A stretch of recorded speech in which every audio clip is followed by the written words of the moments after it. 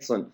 And I just want to say it's an absolute pleasure to be hosting this webinar with a good friend and entrepreneur extraordinaire, Michelle Clark. It's great to have you here, Michelle. Thank you. It's brilliant to be here. Yeah, it's. I mean, we've been involved with the conversations around the Trust Conference that's coming up Yeah. in September, and we're going to mention a little bit about that. But I remember when you first mentioned to me about the conference and about the emphasis of it, and the focus that you have at Talent Dynamics about trust. And I'm really, really excited to be running this webinar with you. It's going to be an action-packed webinar. I've had a sneak peek Good. of the slides. So everybody's going to be getting some really great gems. I'll give you just a brief background of Michelle and what you can expect over the next 45, 60 minutes, depending how long we go and how many questions there are. But to make it official, my name is Mike Clark. In case there's anyone on here who has not met me, it's nice to meet you and to have you along for this webinar. As I mentioned just before, Michelle is a friend of mine who and an entrepreneur extraordinaire who really has taken the business environment by storm lately by launching a business a few years ago called Talent Dynamics. And Talent Dynamics is the number one business development pathway for accelerating trust and flow inside businesses. They work with large corporate organizations, they work with independent consultants, small businesses, and what they are world class at is showing people how do they can build on the skill sets and enhance the skill sets of individuals inside an organization or a team, but also how they can enhance and leverage the amount of trust that is developed inside teams and organizations. And I mean, our organization, we run LinkedIn training. We've got also people here from Rockstar, so welcome along everyone from Rockstar. And our organization does a lot of training on LinkedIn. And at the heart of the training, if you've been through any of it, you would have noticed that myself and my business partner Bert, we constantly talk about trust, and that LinkedIn is an amazing tool to be able to leverage the amount of trust that someone has inside their network. And so, as soon as Michelle mentioned to me about the program that she's running into the year, I was just like saying, "This is amazing. We want to be involved." And and I feel that it's a concept in business which I think we unconsciously get. I think you'd agree, Michelle. Is it's something which we understand trust, but how do you measure it? How do you develop it? How do you enhance it? And and it's not something which I find a lot of organizations talking about, except obviously people like yourself, Michelle. And so I'm really looking forward to this because you're going to break it down for us over the next 45 minutes to an hour. And so I'm really looking forward to it. So listen, I'll hand over to you and let's get cracking. Thanks, Mike. Well, thanks for that lovely introduction as well. And like, first of all, thank you all for having me here as well. Particularly thank you to Really LinkedIn for inviting me to part of this. We're excited about partnering with Really LinkedIn on the Trust Conference, and I will tell you a little bit about that as well later on. Now, I'm assuming there's a way that yes, I've got a little slide thing here. So this is cool. So we're going to look at building trust to deliver high returns on this webinar, and you can interact with me. I can actually see everything going on at the moment. So if you do post in a question, I will see it coming through. And if I'm going to answer it later on, I'll say wait and I'll answer it. And if not, I'll stop and answer it. And we can have some Q&A at the end as well. But have a pen and paper ready because I'm going to share some real practical, easy to implement strategies that are going to have some pretty dramatic impact on your business. So let's have a look at what we're actually going to cover on today's training. So first of all, I'm going to look at why trust is such an important value in the first place to actually have in your organization. As Michael said, a lot of people talk about it, think it's something that's really important, but I'm going to explain just why it's so important and why you want to have it really high up on your agenda and how it actually therefore directly impacts on business results. Now, if you're already running your own business, you're going to see how this impacts on your business. If you're a member of a team and organization, you're going to see how this impacts on the team that you operate in within that business. And if you're, an employee in a organization, you're going to see how this allows you to continue as an employee and maybe get promoted and get another job, and how you can see how it's the people who are being either outsourced or losing their jobs right now, and it all comes down to the way that they're actually able to build trust in the first place. So really important, why it's important, and how it impacts on your business results. Also, we're going to look at the way that you can actually physically improve this. So when you understand what trust is and why it's important, there's a way that you can start to improve it, and there's a way that you can even measure it so that you know how much trust that people actually have in you in the first place. And we've got some simple tools to do that, and we got some pretty sophisticated tools. But I'm going to share one that I'm really excited about, which we just launched this week that you can all do for free, which you can actually just do straight away after you've been on this webinar. This here is called the Trust Test. And if you go to thetrusttest.com, it's actually not even open to the general public yet, so I'm sharing it with you guys. You're going to be amongst the first people in the world to see this. It's thetrusttest.com. I'll come back and share it with you again later, so you can take this test after the webinar. But you can go on. It's a free Facebook app. You can take the trust test, and you're going to find out where you're most and least trusted. Now, some of you I know aren't going to be able to stop yourselves. You're going to go and do that straight away anyway. That's okay. If you can multitask and listen to me at the same time, that's fine. Because I'm actually explaining later on how this works as well, and how you can actually use this to really build the level of trust that others have in you. So that's thetrusttest.com, and you're going to find out where you're most and least trusted. Now, I think you're all probably familiar with this phrase. It's not what you know, it's who you know. Like particularly the people who are working with LinkedIn as well. It's all about who you know and who you're connected with. And this is a phrase that we hear all the time from from we're really small at school. It's not what you know, it's who you know. We hear it banded around all the time in the business world. Well, today I want to put it to you that that's actually not really the case. So I'm going to say no. It's not. This isn't it. It's not who you know.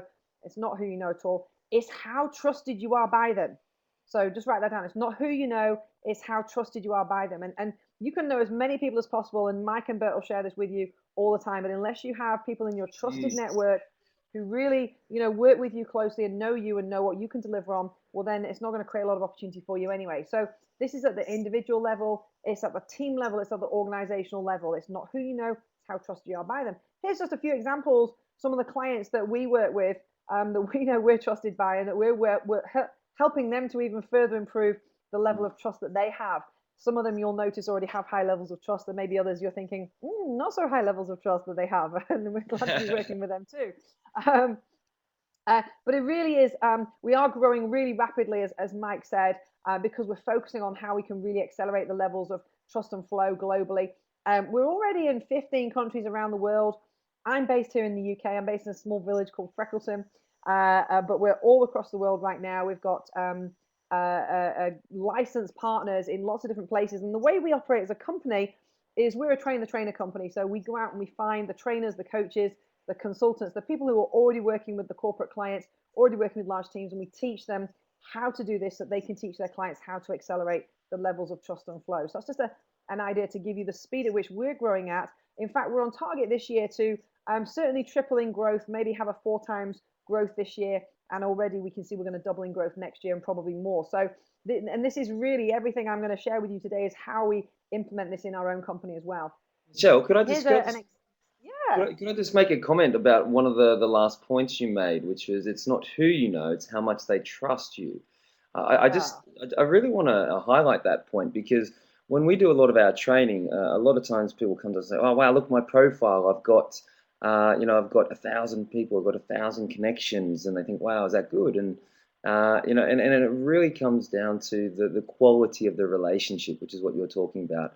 And I think that's so important this day and age, and it's important. And what I love about what you teach is it's about how you enhance that, because if you there's etiquette to communicating online and offline, and and it's important to understand when you are behaving called in line with that etiquette and when you're breaking those social boundary rules, because a lot of time people cause themselves damage in an online sense, particularly when they use tools like LinkedIn or like in Rockstar. I've got an online platform, and social media platforms, there is etiquette, and you need to be conscious and aware of how to build trust, because if you don't, what happens is you'll be breaking that etiquette, and you'll be damaging relationships. So the trust levels definitely can be diminished very quickly as well. So I really like that point. It's really valuable. I think on top of that as well, because of technology and the way things are now, if you do damage your reputation online, it's very easy for everyone else to see about it really quickly. So whereas you could have a one-to-one conversation with someone and maybe damage your reputation with them, and you can sort of limit the damage that's done because it's just between you and that person, and let's just not talk about it. But when you do something online that's so visible like LinkedIn, or even like the other social media platforms as well, then everybody else can start talking about it. And we see this a lot with companies who have low trust and try to use those platforms to build it, and actually it just becomes a place where everyone starts getting, McDonald's is getting a terrible time at the moment. They've been trying to build customer relations using Twitter, and now they're just getting all this abuse Oh, really? about their Wow. ingredients and stuff. So yeah, so it can happen at the organizational, the individual level as well. And Mm, obviously, Mike and Bert are really going to support you on how to do that. But it's the same principles I'm going to share today. In fact, someone just asked me the other day, how do you build like really strong how do you build strong trust online when you're not working with someone one to one? Well, when you look at the countries that we trade in, mm, we're trading in 15 countries. We can't physically be in all those countries at one time. I can't physically be meeting with all of you people. We're here online. So there's a way to build trust that you can do that even if you're not doing it in person. And it's these mm. same principles I'm going to share with you as we go through this. Well, So here's two examples of just two of the consultants that we're working with to give you an idea of the types of people that we partner and collaborate with. Vicky on the left is a performance consultant who came on board in 2011, I think it was. And she has a big training company in Australia. She's got a registered training organization in Australia that's licensed across many parts of Australia. She came on board and very quickly said, this is awesome. It doubled the growth of a company in 6 months. She's on target to quadruple this year. So much so she bought the company. The guy that loved I can't remember the advert. He loved the shaver so much he bought the company. And Vicky is now actually our master license holder over in Australia and runs the whole of the Australian operation for us. Neville here on the right is based in the UK. Neville specializes in working in the financial services industry. God help him. It's an area that's got a low level of trust right now. And it actually is a great opportunity for him because he's really making some big impacts. And he said in the first 6 months of working with us, he added over £500,000 to some of his clients' bottom line. So just to give you an idea of some of the people that we work with there. And we talked earlier on about the Trust Conference. Talent Dynamics specializes in accelerating trust and flow. And we thought this year we really should do something big. And we would put on the Trust Conference, which is where Mike and I first had the conversation about working with Really LinkedIn to do this. They're one of our top platinum sponsors. We're really excited to be working with them. That's why we're even having this chat this evening. And this is on the 10th of September in London. I'll talk a little bit more about it later on, but you can see the gentleman there on the left, Stephen M.R. Covey, some of you will recognize, son of Stephen Covey that wrote The 7 Habits. And Stephen M.R. Covey is the best-selling author of The Speed of Trust. It's an amazing book. If you haven't read it, yeah. highly recommend you read it. I mean, I've just finished reading it for the third time because I just love reading it so much. Yep. And we're going to have Stephen there. We've got an awesome lineup of speakers I'll share with you. But we're the first company to actually run the Trust Conference anywhere in the world. So it's the first time it's ever going to have occurred, which we're really excited about. So we'll share a bit more on that later on. So let's get into some detail now. Why is trust so important? Well, when we work with clients and we show them how to do this, we actually see massive improvements in revenue, and we see it really quickly. Now, the thing that's important here is it's not just about the improvements in revenue and the speed at which they happen. It's the fact that this gives people a way to do it sustainably and scalably. And that's really important because there's always a way that you can work out how to make more money. There's always a way that you can see a peak in your revenue or your profit. This is a way that shows you how to do it sustainably and scalably because it changes everything in your organization. When you focus on trust, employee engagement improves, everything improves. But we always see clients seeing an improvement in revenue, and it's literally in the hundreds of thousands very quickly afterwards. When you look at this slide, you're going to see some of the top trusted companies. And I know you probably have an idea in your own mind who you think are the most trusted. And I'd love you just, when you're here today, just to write down the names of some of the companies that you really have a high level of trust in, right? Because these are some of the ones that are constantly hitting the headlines as the most trusted companies. They're constantly in the Forbes most trusted company listed.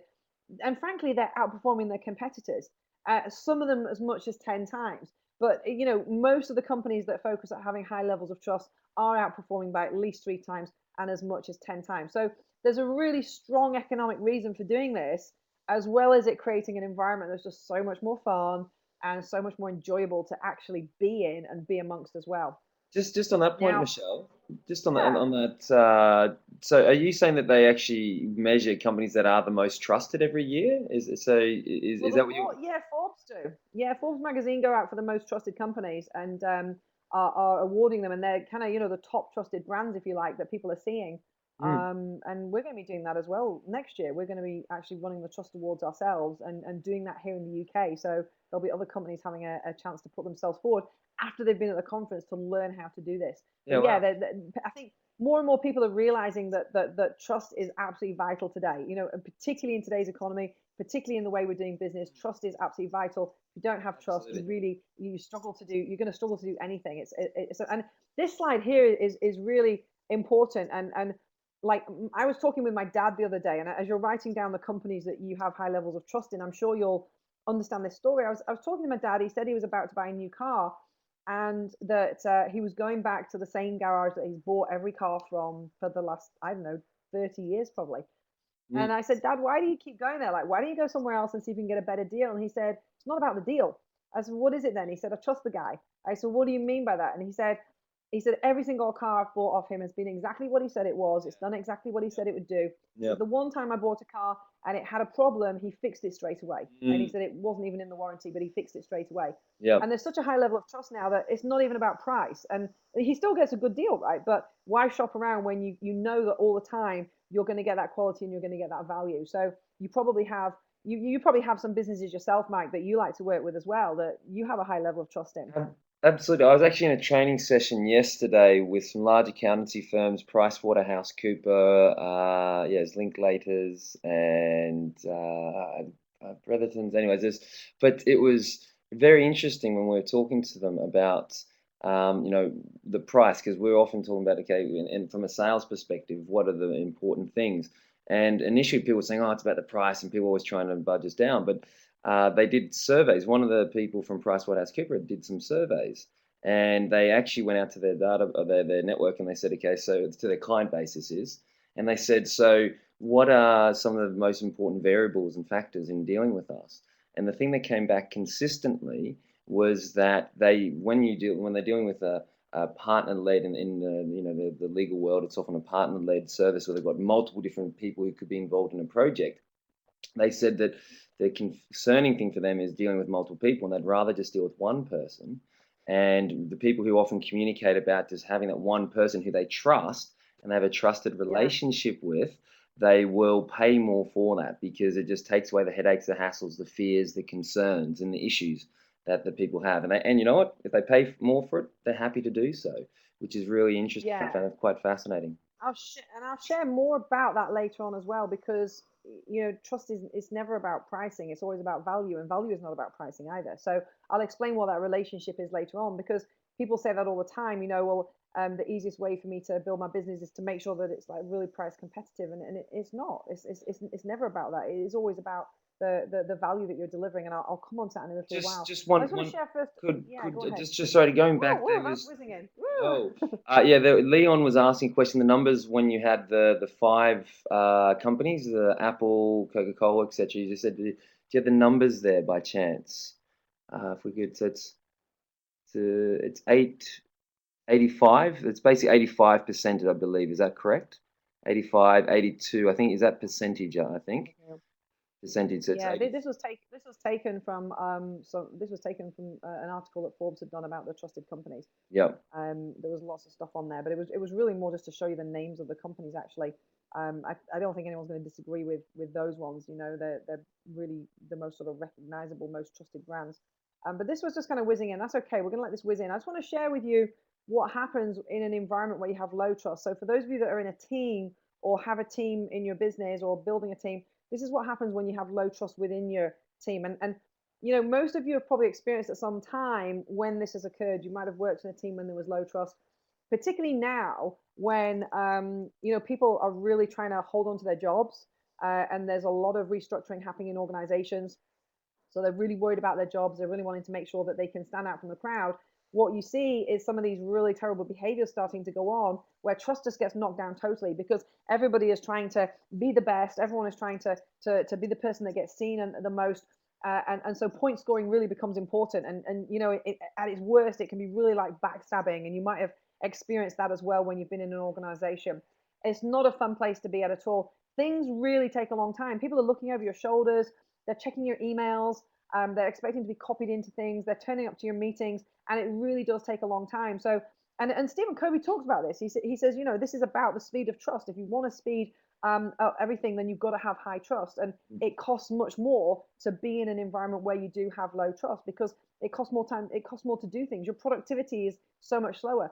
We work with a client we work with a client who's a creative media company, or certainly they were sort of more of a video company when we started with them. They're much more of a creative media company and a content marketing company actually now.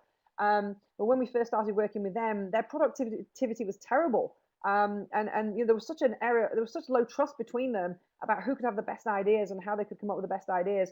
And they were sort of always shooting each other's ideas down, wanting to be the one with the best idea. And when we showed them how to do this, and they really stopped all that, all that kind of backstabbing and trying to be most significant, really stopped. And they focused on having ideas that they could just continue to improve and improve. And it became much more about the driving forward of an idea rather than the creation of an idea.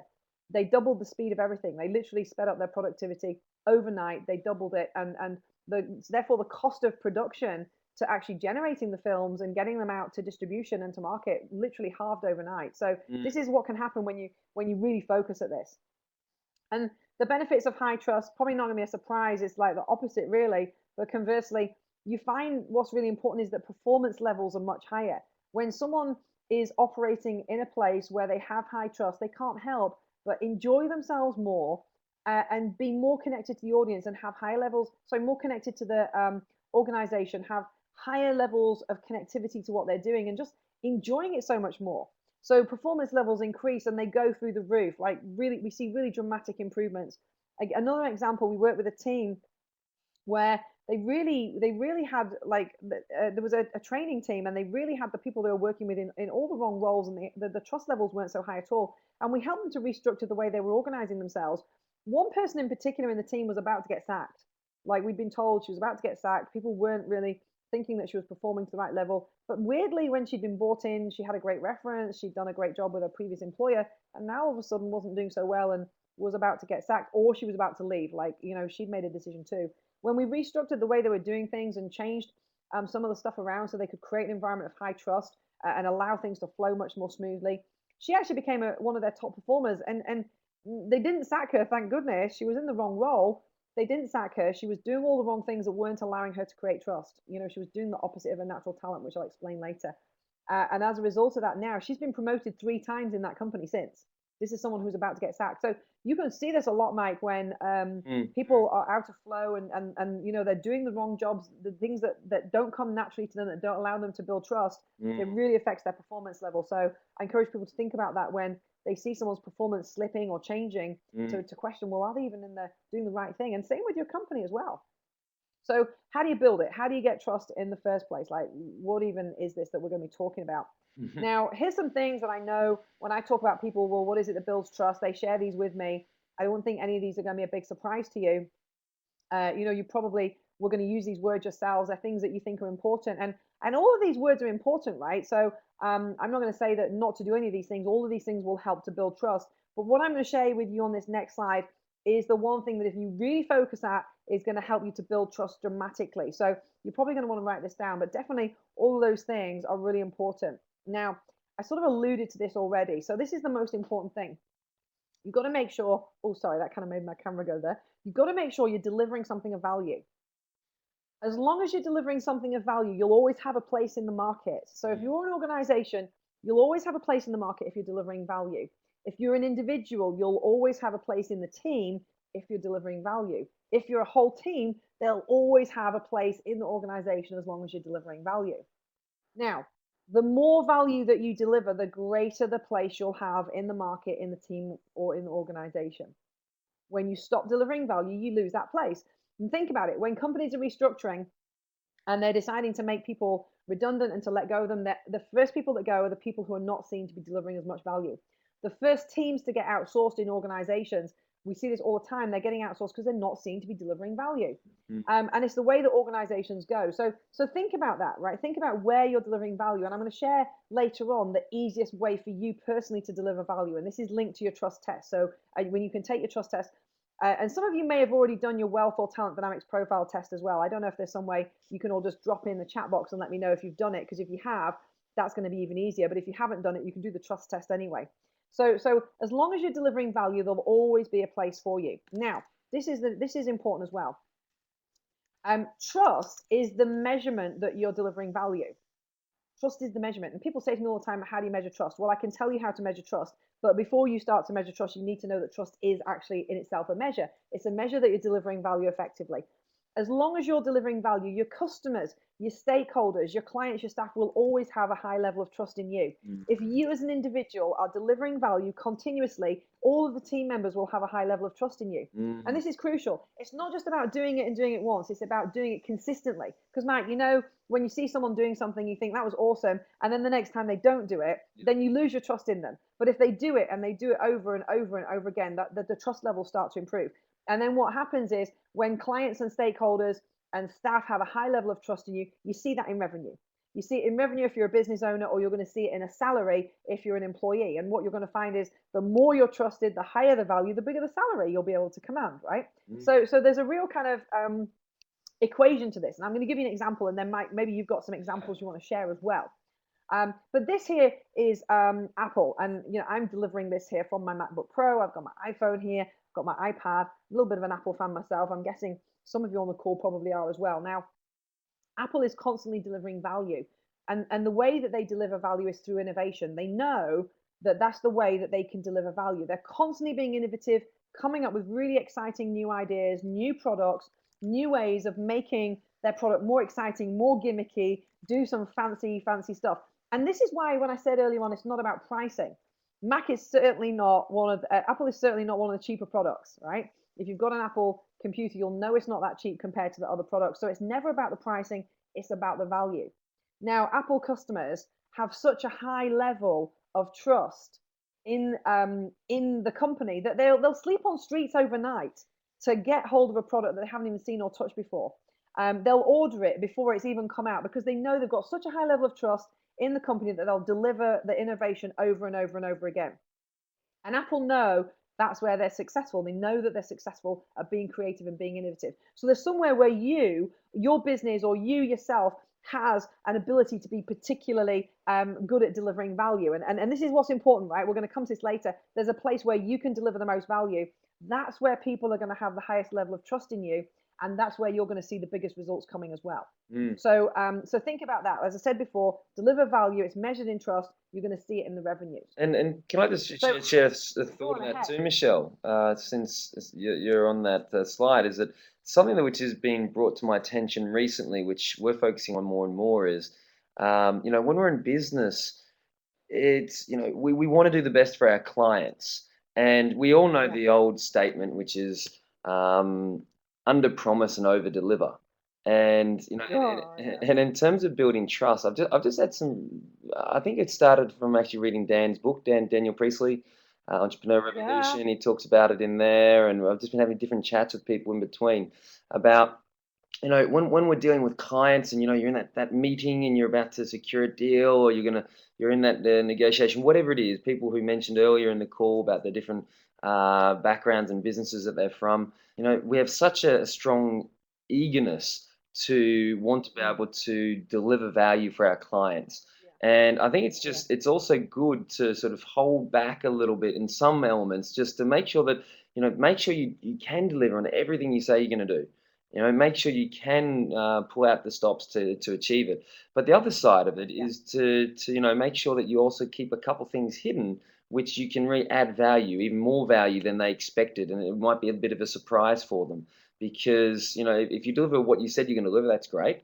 But if you can deliver beyond what you said you were going to deliver, and you added in some additional things that they didn't expect that were really valuable in the process, you know, then that's something which we look to work to do all the time. And so I just think it's an interesting way. I've noticed that by going above and beyond, you know, just sometimes at meetings, giving people a book, or turning up Mm. to meetings prepared with additional Yes.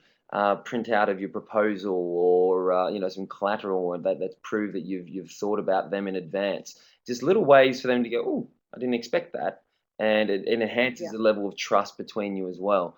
So you know, so it's just some ideas on that front from what you were talking about before, because I think it's, you know, particularly as small businesses, as a lot of us will be in, it's, we're always looking for ways to make sure that our clients love us and want to refer us onto other people. So just Exactly. And I think that one of the easiest ways to destroy trust is to overpromise and yeah, underdeliver. So it's the opposite of what you just said, right? It's one of the easiest ways to destroy trust. Yeah. And not just as an organization, but as an individual, as a team, overpromise, underdeliver, people will lose trust in you.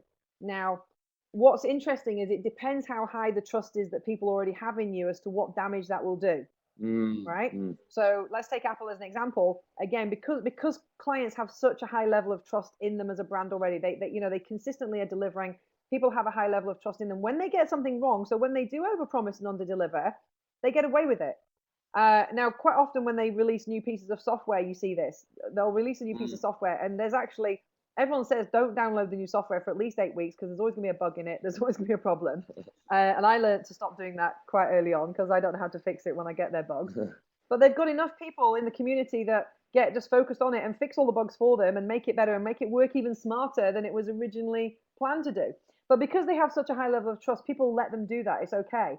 But when you're in a company that has low trust, like the banks, let's look at people who have low trust, who maybe are still actually working really hard, like the banking institutions, even like the politicians and the government. When they get something wrong, because there's already low levels of trust, everybody just has a complete downer on them straight away. Yeah. So I think what you said is really important, but when you couple that with, well, what's your trust level already, Yeah. Yeah. um, Yep. and Yep. therefore, can you afford to, like, make a mistake but get straight back up again, or are you already low down on the trust scale, and therefore you just kind of drop down even further when you do overpromise and underdeliver? Hmm. Okay, great. Yeah, and there's a couple comments coming through, which is Jill just mentioned that a better example of Apple and trust is that you don't install antivirus software on them. I'm not sure exactly what that.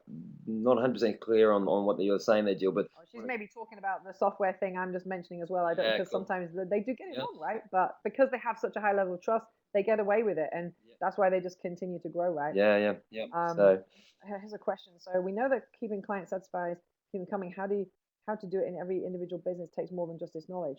Okay, so I'm not sure if that's just a question or if there's a question behind that, Leon, but we can come back to that if there's a question. So here's how you build trust. This is what I would say is my golden rule for building trust at the individual, at the team, and the organizational level. Be really clear on where you can deliver your value. A bit like Mike's saying, say be clear about what it is you think you can do. Now, Apple's really clear on where they deliver value. It's innovation. That's where they deliver value. It's coming up with big ideas. They're not trying to do all sorts of other stuff too. They know it's through innovation. They might not have the best service, but that's not what they're focused at, right? Now, Singapore Airlines, on the other hand, Singapore Airlines is not innovative at all. But they deliver value in service. So I know when I fly with Singapore Airlines, I wouldn't fly with anyone else. I love flying with them. I always get a great seat. It's always a great experience. They always make sure my bags get to the place that I'm going to as well.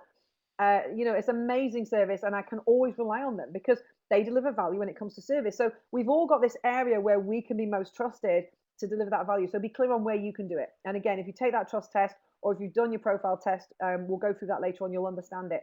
Be clear where you can deliver value. Commit to doing it. So don't overpromise and underdeliver, but commit to what you can deliver. The second thing is make sure you go out and do it. Like whatever it is you said you were going to do, go and deliver it, because you've got to make sure that people can trust you and that you can do this consistently. And then the most important thing is do those first 2 points over and over again. Be consistent. Find ways to deliver it even better. Now, if you're starting your business, or maybe you're just starting in a new job and you're wondering, well, how do I even start this off? Just take a small step. Be clear about where you can deliver the value and take a baby step. Go get it right, like make that happen, then take a slightly bigger step. So you can do this and you can continue to grow trust by continuing to increase the size of what you're promising you're going to deliver, and then you actually go and deliver it as well. So it really is up to you how much you want to do this, but obviously the more you do it, the higher you're going to build trust, and then you're going to find the faster and the easier it is to do all the time. So there's some easy ways for you to measure how much trust that people already have in you right now. You can take the trust test to find out where you're most or least trusted, mm, as I said earlier on. But another way you can do this, and we've got some pretty sophisticated tools that we work with our clients to help them measure the levels of trust, but you can do this yourself. So I'm just going to tell you how to do this. Get some 360 feedback from your colleagues, from your peers, and your clients. Like, go and ask them mm, and find out, where do they think you're most trusted right now? Are you most trusted in innovation? Are you very innovative? Do you come up with big ideas? Are you most trusted on the people side? Are you great at connecting and communicating with clarity? Are you most trusted on the service side? Do they trust you to deliver and get everything right and make it on time? mm. Or are you most trusted on the detail side, where people trust you to be competent with the numbers and the analysis and the data? So find out, where is it that people have the most trust in you, And they're going to give you that feedback. And it's really crucial feedback for you to discover, not just for yourself, but also for your business right now. And you don't need to use our tools to do that. You literally can just go out and ask those questions and get people to give you feedback right now. The other thing that's going to give it away for you is when people just keep coming back to you. Like I said before with Apple, they'll sleep on streets Mm. to get a product they've not even seen before. If you find your customers keep coming back to you and they're asking you to do other things, well, that's because they have a high level of trust in you. If you have a high turnover of customers and you're constantly looking for new ones, then you might want to look at, well, what is it that's stopping existing customers from coming back? Why are they not wanting to do repeat business with me? If you're an employee, you're going to find other team members keep coming back to you, asking you to do tasks over and over again because they know that that's where you're really great at delivering value and they can trust you to do that consistently. So if people keep asking you, that's another good way. And finally, the easiest way is that people will just leave you to get on with stuff. So if your boss is not constantly looking over your shoulder, Mm. copying in on your emails, checking what you're doing, asking to come to all of your meetings to make sure that you're being effective and doing stuff on time. You're just, oh, I'm having like a freaky Yeah. thing going on there. I don't know what that's all about, but ooh, that's weird. Maybe if it Okay, keeps let's see if I going, if we can. just cut the video on that side, Michelle. Oh, if I just cut it and Maybe then start it up again, maybe pause because it, that's yeah, and see how that yeah, goes. that's a bit freaky looking, isn't it? Yeah, we'll start that back up again. So make sure that if people are just leaving you to get on with it, oh, and now I've nearly stopped yours as well, so I'll just start that up again. If they're leaving you to get on with it, then you know that they have a high level of trust in you as well, because they don't need to come and check up on you. They don't need to see if you're being as effective as you say you are. Yep. So let's get on to where you're most trusted as an individual. Now, again, just want to check with people if you've done either the Wealth or the Talent Dynamics profile test. Let me know. You don't have to say what profile you are unless you want to, but just so I get an idea of the number of people who've already done this, because you're going to see how this correlates directly to that. And don't worry if you haven't, because I'm going to go through this in a way that you're going to be able to If you can, figure it out for yourself as well. if you can just type Where are you yes most? or no in the box, folks. So Yeah. in the chat function, you just want to type in yes or no, no, no. Okay, that's good. Okay, so we'll just see those coming in. Okay, well, it's going to be easy enough for those people who haven't, and for those who have, this is going to make quite a lot of sense to you as well, because Okay. where you're most trusted, you'll always be most trusted in the area where you deliver the most value. Now, where you deliver the most value is directly linked to your natural talent. And so your natural talent is something that you love to do, that you're naturally talented at doing. It's just something that comes really easy. People will always trust you where you deliver the most value. It's something that's easy for you to do, and you're really focused. Look, there's quite a few people have and quite a few people haven't. It's about kind of the same. But you're going to be least trusted in the area where you currently deliver the least value. So this is the opposite of your natural talent. It's the things that you find the hardest to do, the things that don't come naturally to you at all. And that's where people will have the least level of trust. What's interesting, of course, is we always want people to trust us in the area where we actually have the least level of trust. That's what we always want to build up. But really, when you realize if you focus on the area where you're already most trusted, that's what's going to actually allow you to do this. Now, Mike, for example, is most trusted in people skills. Like we know that Mike's a people person. We can always trust him to communicate really effectively. We can trust him to build rapport really quickly. We can trust him to communicate really effectively, to talk to people, to create relationships, and really give people that really warm feeling and a great sense of leadership. And so that's where we know he's most trusted. And it's the opposite is the area where he's least trusted. So he's not so trusted on the details, not so trusted on the numbers. He's sort of laughing now. Not so trusted probably on being efficient and kind of doing the numbers. And this is natural. It's always the opposite area, but we're always trying to focus on where we're least trusted because we think, well, if we just got that right, everything else will be okay. And it's not the case. Focus at the area where you're most trusted right now. That's how you're going to build more and more trust. Mm. So let's look at that in a bit more detail. Now, those of you who have done the profile test, you're going to recognize this square. I'm going to go through the 8 profiles really so that you can see where each of them is most and least trusted. But as I said, those of you, if you haven't taken this, it's absolutely fine. Just go and do the trust test for free.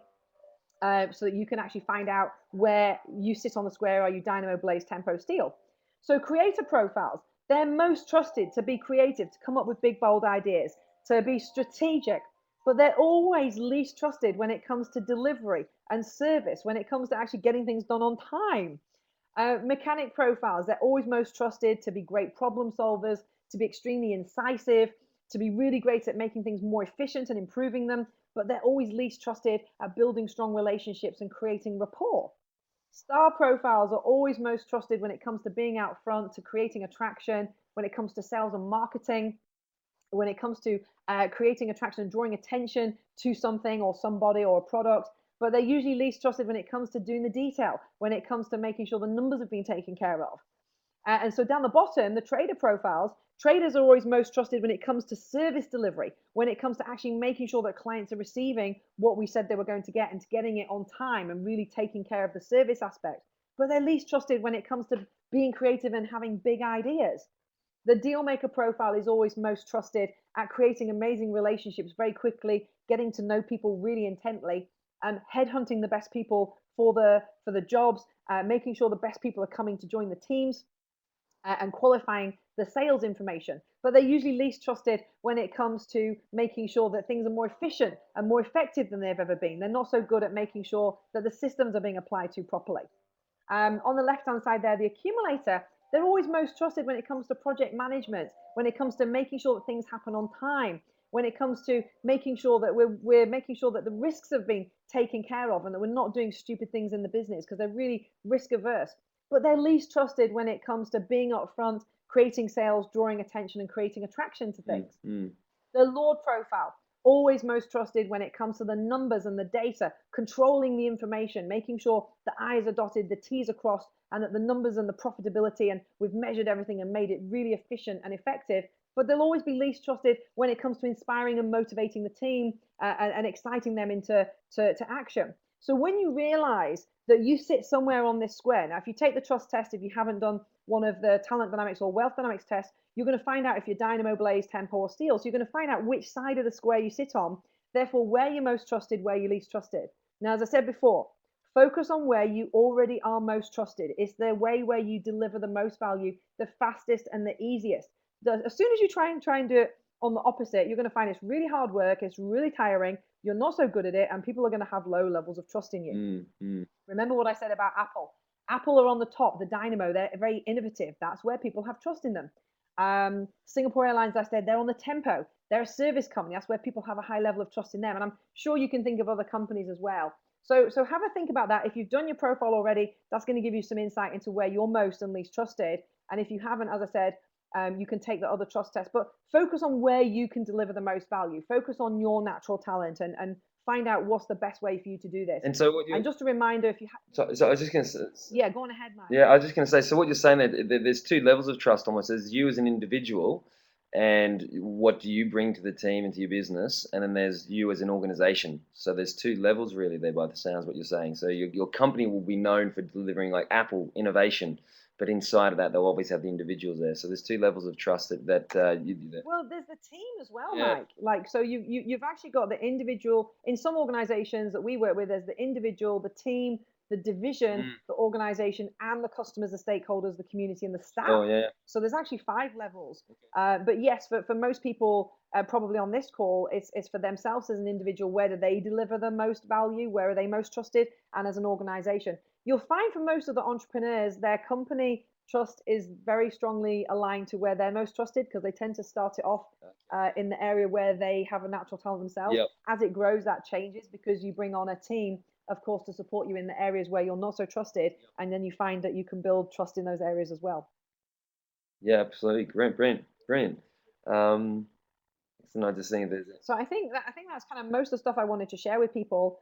And I just wanted to talk very briefly about the Trust Conference now to let people know a little bit more about this because obviously I'm going to take some Q&A as well on this so we can do some specific questions. Okay. But if you want to find out much more about this, we're running the Trust Conference on the 10th of September.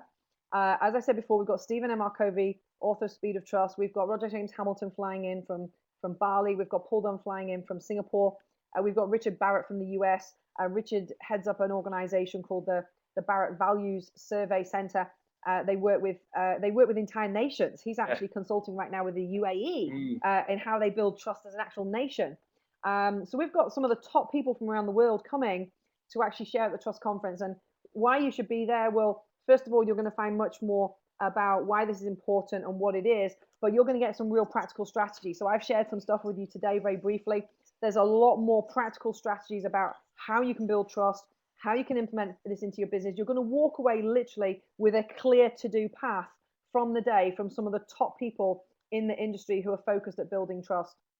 And Mike, I know you're going to be coming along. What would you like to say about the conference as well? I just want to say that what I mentioned in the beginning is I really love what it is that you're creating here, Michelle, and the focus of the event, because I mean, this era of business that we find ourselves in is so interesting because you can either rise or fall very quickly, and social media is something which has Mm, really enhanced the level of trust.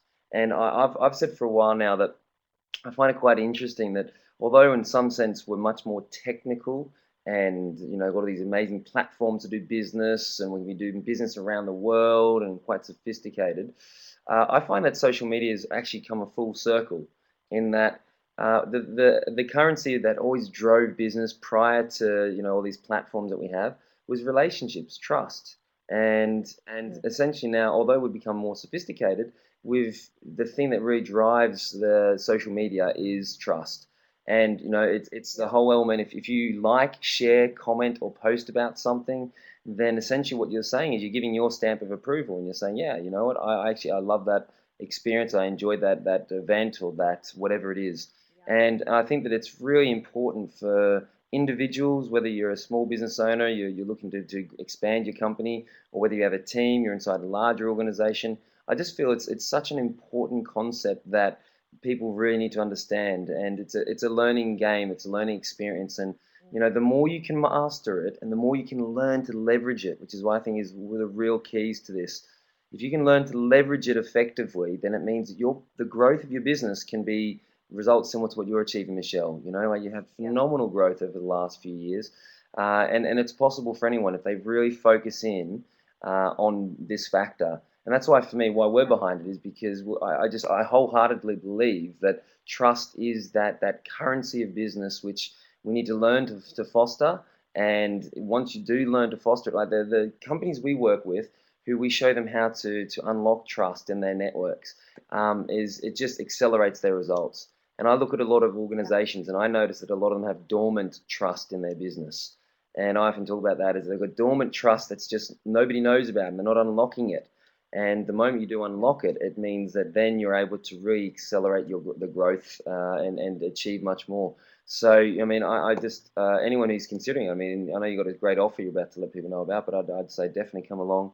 Be a great day. You've got close to 500 people booked already. There'll probably be about 600 to 800 people by the time September comes around, I think and we're so. really Yeah, looking we're forward we're to gonna it. have a full house. Yeah, Full house with 850 people. So I did say, with Really LinkedIn being such a great partner of ours and being one of our top sponsors, I did want to offer you an opportunity to come and join us at the Trust Conference and give you a really special offer. So the first 20 people who decide to purchase a ticket within the next 24 hours. So we're gonna hold this open for you till 5 o'clock tomorrow night. No one else can access this code, by the way. It's only the people who are on this call. So even the ones who didn't make it won't know about it. I'm pretty sure Mike and the team are going to email this out in case you don't get to write it all down. yep, But if you book it in the next 24 hours, we're going to give you, as well as getting a ticket to the conference. Oh, that's gone a bit out of line. You'll get 5 copies of the Talent Dynamics Profile Test. So what I've been talking about, you'll get 5 copies, which are valued at £250. So you can get your team to do the test. You can bring your team along, clearing where they're most valued and where they're able to build trust and not able to build trust. We'll give you 5 copies of our sales e-guide, which is how to sell to the different profiles to understand them. This is really useful for anyone who's in sales. I'm guessing that's most of the people on the call. You'll get a full set of the Talent Dynamics profile. So if you're a line manager, you can understand everyone's profile and know what that means for yourself. And we'll give you 5 copies of our book as well, which is how to build trust in teams. As well as that, we've been running a series of webinars in the last few weeks, and every speaker has given us some free gifts. So we've got some free books from Roger Hamilton, Your Life, Your Legacy, Fast Forward Your Business. We got Daniel Priestley's book, How to Become a Key Person of Influence. And we got Stephen Covey gave us 2 really awesome training manuals on building self-trust and relationship trust. We're going to give you all those bonuses as well because we can. And it's only for the people, like I said, on this call. The tickets is we've still got an early bird promotion on. It's open till Friday. It shuts on Friday, the early bird. The tickets are currently £99. They will be going up to £149 on Friday, and that's for the general admission ticket. But we've just said that if you decide to come and do this today, we'll give you a free upgrade to Silver VIP. That means that you're going to get all these bonuses included. And you're going to get like priority check-in, and you'll be seated near the front, and you'll be hanging out with the people who've already paid extra money to be there. So you know you're going to be in with a great crowd. So I hope that's exciting enough for you, and I'd love to see some of you coming. I know some of you actually are already on the call are coming, and if we've got time, I'll take some questions, Mike, because I know there was some coming in about the trust test and Facebook app and all that kind of Yeah, stuff. sure, So absolutely, absolutely. So let's keep that page up in case people just want to use the link, etc. I yeah, posted it in there. Okay, great. So one of the things that was asked earlier was about the trust test. So that I think it was coming through mm, Facebook, and people said that some people didn't trust Facebook and that type of thing. So they were just curious to get your feedback. Why was that the case? I think was some of the yeah. questions on it. So Well, we did it on Facebook because Facebook is frankly the biggest social platform. You know, it's like the fourth biggest nation in the world right now, and so it's such an easy way for us to create like growth and to create a lot of noise. It's aimed at individuals rather than organizations, which is why we didn't do it on LinkedIn. So I know a few people have asked that. So it is aimed at individuals. It's something for you personally to understand about yourself. Because it's a Facebook app and we've created it in that way, you do need to log in through Facebook to get your results. When it asks you, can we access your information? By the way, that we don't share that. So it's not like we immediately email all the people. We can't access any of your contacts. We can't access your Facebook page. All that happens is it means that when your friends take the trust test, they'll show on your page. And I'm wondering if I could screen share. Actually, I could show people how this works, Mike, uh, so they can see. Maybe you is it possible for can me to screen give share? it give it a shot. Yeah. If you go to the top right, Let's see. and then you go Yeah. to Let's see if this works. share down the middle, so towards the center. Because I can just show you. Yeah, let's just show you. So my screen connecting. Yep. Tell me when you can see this. 'Cause I'll just show you actually what it looks like. Okay. Like I say, we're not gonna start contacting all your friends because we're not gonna get that. We'll only have your information because you've said we can do that, and we will send you some really cool stuff as well. Can you see my screen now if I bring up the trust test? Not yet. Not yet. Yeah. No. In the Hmm. mean, Giving me the option to stop sharing.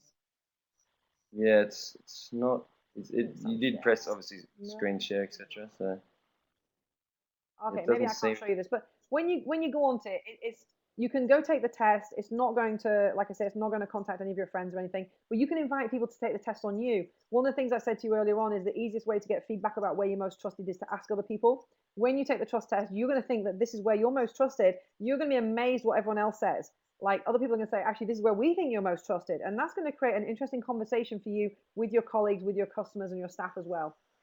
So yeah, please do go on there. And like I said, we've got some pretty cool videos as well, giving you more information about how to do this. So hopefully you can continue building Right. trust. And any other Absolutely. questions coming through, Matt?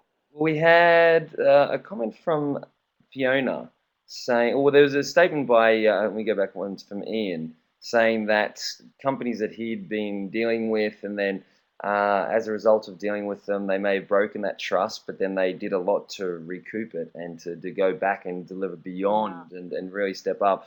And so he was just making that comment there, saying that. What Yeah. was his actual question saying? That they then exceed all expectations to recover in the situation. Is that usual, or am I just a little strange in terms of, having that reaction?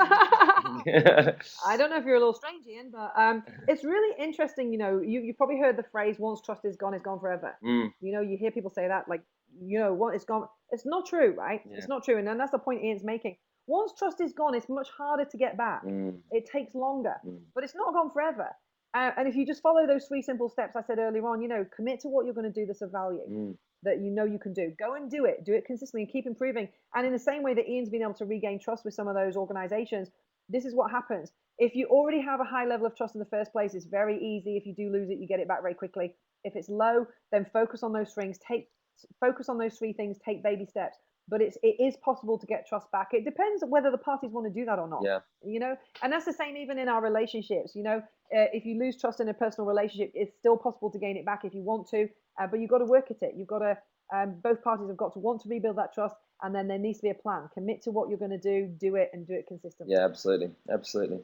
And there's a comment by Fiona. Just, I think you're saying I'm being asked to allow public access to your profile, friend list, and email addresses. Is that on Facebook, Fiona? Is that the question you're asking? Yeah, so she's done the trust test and it's asking for access because when your friends take the test on you, it won't show up unless we've got access to do that. Okay. So we're not going to contact any of them. We Okay, you can't said do, that before. but it's the only way that they can do the test on Yeah. you. Okay. Sorry, you covered that before. That's right. Okay. There's a question about LinkedIn that you should definitely answer because that's one that Yeah. I can't do. It's, How does it apply to your LinkedIn profile? Yeah, absolutely. And Andy, it's very interesting. When we do training, we notice that often people have an expectation of someone's profile or even a LinkedIn company page. And it's really interesting when you see in a training environment, when we do like training on company profile page, for example, and then we'll say, okay, go out and find a few companies and look them up and note and just observe them and what they're doing or not doing. And it's really fascinating when you see people and they'll look up these companies and they'll go, huh, and they'll look at them and then their physical reactions like, oh, is that all? If they don't have a company profile, if their image isn't there or their information isn't there about their products and services, because people have this expectation that they're quite big, successful organization, and then they're diminished. The value they see is diminished. Likewise for their personal profiles. And and it's amazing, particularly inside corporate organizations. Like the more senior we get with it, when we work with big organizations, and we've dealt with everyone from Siemens, ING, KPMG, Randstad, Adico, Oracle, IBM, and the more senior you go, often there's a bit more resistance, and people don't really understand why they need to fill out their profiles. And then it's not until we actually help them understand that people are now searching them, people are looking them up before they even do business with them, and when we ask them, imagine you're looking for someone and this is what you saw, and all it is a no photo, very little information about them. And then we ask them the question, what is your first impression of this individual? And straight away, their impression is very low. And so, I think that there's a number of things that need to be taken into consideration, and you need to make sure that you're at a basic level, that your profile is built up, so it conveys accurately what it is that you do in your organization. But also, you can build trust by sharing a little bit about yourself, about your personal habits, the things you like and dislike. Not really dislike, but you can really share your personality that can shine through. You can put rich media content on your profiles now, so videos, SlideShare content. A lot of great information can be on there, and all these things are great ways to build trust within people who just meet your profile. And you might not even know who they are. People have just shown up, and you can point people to your profile, and people will be looking you up and getting to build a relationship with you without you even being there. So, I mean, there are certainly things you can do to be enhancing the trust in your profile, but being authentic is a big one. And connecting not just on the Yeah, professional level, but on the personal level, letting people know it's a little bit personal. about why you do what you It's do, personal. you and using some of the rich media content. Hopefully that answers. Andy's just put something interesting, like he was expecting it to be related to the results of your trust test. I think that's kind of interesting, Andy, because actually when you let people know where your natural talents and natural strengths are, well, then that's what they're going to come and ask you to do. So you don't necessarily have to say, oh, I'm innovation trusted, because they probably won't understand Yeah, that. But if you're innovation trusted, well, put on your profile, I'm creative, I'm strategic, I'm really great at big picture thinking. And so really draw out what your natural talents are and definitely put that on your profile. Because if you try and be something that you're not, if you try and try and be the opposite, and people come to you and ask you to do those things, well, you're going to find it hard to do those in the long term anyway. So I would definitely recommend, because I always say to people, spend 80 to 90% of your time, focus the activities where you deliver the most value in your natural talent. It's where people will trust you. So put that on your LinkedIn profile, and then people will come to you asking you to do that for them. And certainly when you're going to get another job or looking for a new career, I'm always coaching people and saying, if you're getting another job, find a job profile that fits your natural talent. Find a yeah, job profile that fits who you are and who you're trying to be. So the more overt you can be, as Mike said, be authentic, be yourself. But the more overt you can be about yourself, the better opportunities are going to come that actually fit for your flow anyway. yeah, absolutely, absolutely. Great. So there's a couple of comments coming through. Is there any last questions for Michelle before we bring it to a close, folks? Thanks for sticking around and for getting involved and asking lots of questions. We'll give it a Oh, that few. would be interesting to read. A recent survey of CFOs, 82% question the trustworthiness and accuracy. Oh, so they think people are making stuff up on LinkedIn. Wow, that's interesting. Wow. Wow. Question the trustworthiness, accuracy. Wow. Okay. Very interesting. Hmm. But you see, this is the point you were making earlier on, Mike, is that you got to have this presence, because somebody is saying something about you somewhere, and either you are in control of what's being said, or somebody else is going to be in control of it, right? And I was speaking to some employers the other day. They said the first thing they do is they go onto Facebook to check someone's Facebook. They don't even check their LinkedIn profile. Mm. They check their Facebook because that's where they can actually see what someone does. They can see Mm. how their behavior is. They can see what their friends are doing and saying.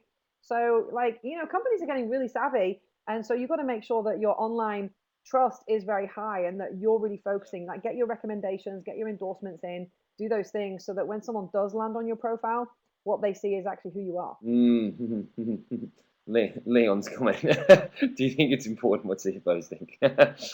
Not if you don't want a job, no. Depends on your marketplace there too, I think.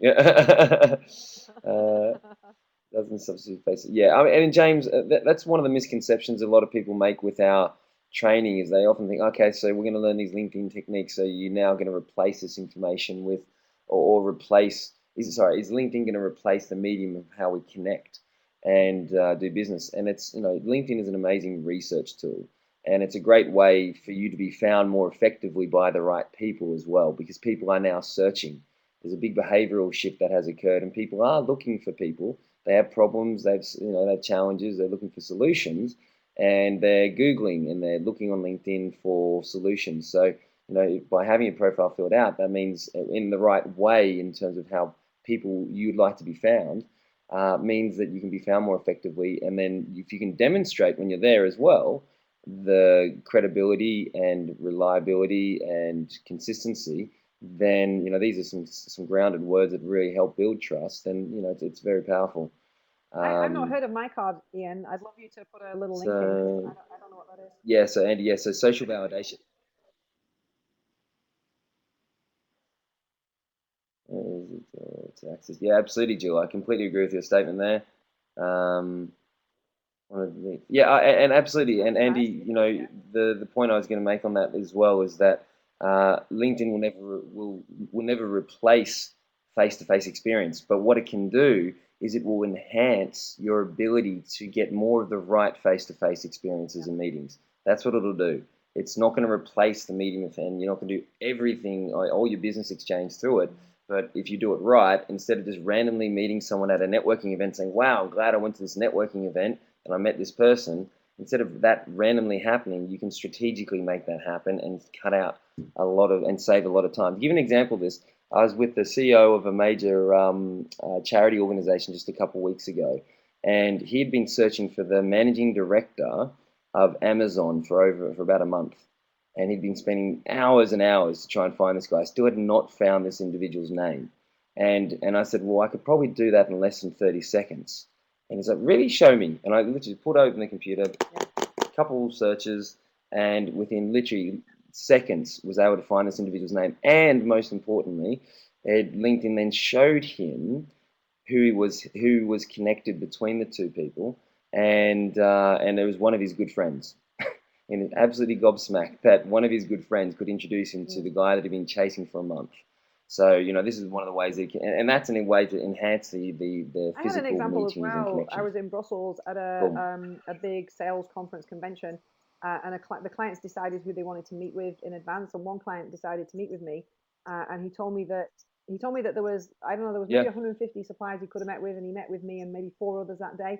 And the only reason he'd chosen to meet with us out of everyone else was because what we'd put on our sales form on their page matched what we had on our LinkedIn page. And Mm. he said he couldn't believe the amount of people who didn't actually even have on their LinkedIn page what they had on their sales page. So that was a big moment for me. I was like, gee, someone actually used my LinkedIn profile to validate that I do what I say that I do. And I'd never Yeah. really thought about that. So I really think it's important to the authenticity is the Yeah. most important thing, right? There's no good building a profile that's not you. You've got to build a profile that is you. But believe it, people are checking you up online whether you Yeah. think they're not, whether you think they are or not. They can. It's too easy for them to do now. Absolutely, and they're used to doing it. This is the thing that's important to understand is that they behaviorally and habitually are used to doing that because they've had years now of Googling and researching and stuff like that. So they're used to doing like just think about your behaviors when we want to buy something. We'll often go into a store, check it out. Okay, jump on to I do it Amazon. while I'm in. I do it while I'm in the Gonna get it shop. cheaper there? All right. I ordered a coat the other day online while I was in the shop. I got it for £50 cheaper than it was in the shop. It's crazy. It's tough business if you're in the retail side, but that's just behave, and that's why it's important to understand. but this is what the people are doing with your LinkedIn profile and so on beforehand. So you can either, people don't realize it, but they're losing business without even meeting people. Well, by the way, do connect So, with me on LinkedIn as well, anyways, Michelle guys, Clark, Clark with an E. If you can't find me, go into Mike's and you'll find me there. yeah, absolutely. And cool. Is there anything you want to do to wrap up then, I think we're Michelle? good. Yeah, I'm good. Or do you want to keep? I think if everyone, Yeah, anyone who wants to come to the conference, use that link at the bottom. We'd love to see you there. The Really Link team's going to be there. Lots of clients. We're going to have 850 people, so I'd love to see you there. If not, connect with me anyway. There's lots of easy ways to do that. I've got a little slide here. In fact, you can connect with me really easily. That's me and all my contact yep. details. So feel free. Lots of places where you can find me online. Yeah, definitely. And Michelle, thanks so much. I just want to say I'm putting the link in here as well. If you'd like to come along, there's the link, and there's some great specials. It's going to be a fantastic event, folks. We're so thrilled to be involved and to be behind this because it's the heart of what we teach and train. So thank Thanks you for so having much, me. Michelle, for your time. For taking Yeah, absolutely. And thank you for everyone from Rockstar and Really LinkedIn for listening in. And have yourselves a spectacular evening. The sunshine's come out a little bit, so grab a tan this time of year. It's not That would be rare, nice. but hey, It is. the Aussie coming out of Ciao for me. now, everyone. Bye.